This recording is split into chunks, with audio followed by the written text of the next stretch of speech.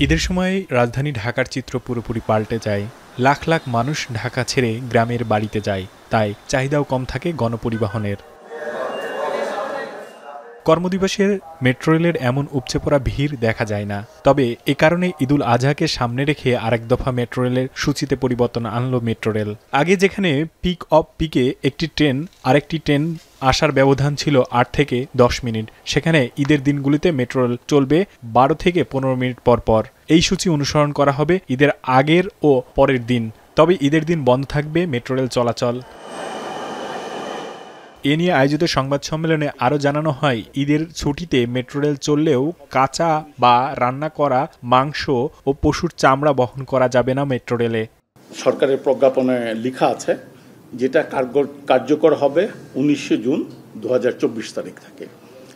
এটার সাথে আমরা সামঞ্জস্যপূর্ণ করে আমাদের মেট্রো রেলের যে হেডওয়েটা আছে, আমাদের যে শিডিউলটা আছে, এই শিডিউলটা আমরা পরিবর্তন করেছি।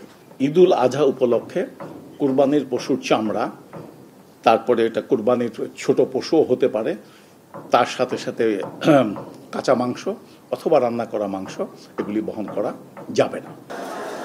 বৃহস্পতিবার এই সংবাদ সম্মেলনে মেট্রো রেলের ভাড়ার উপর ভ্যাট আরোপের প্রসঙ্গ উঠে আসে। ডিএমটিসিএলের ব্যবস্থাপনা পরিচালক জানান, ভাড়ার উপর ১৫% কর প্রত্যাহারের বিষয়টি এনবিআরকে চিঠি পাঠিয়েছে মন্ত্রণালয়। ভ্যাট মওকুফের জন্য আমরা ডিএমটিসিএল থেকে আমরা একটা লিখেছিলাম চিঠি।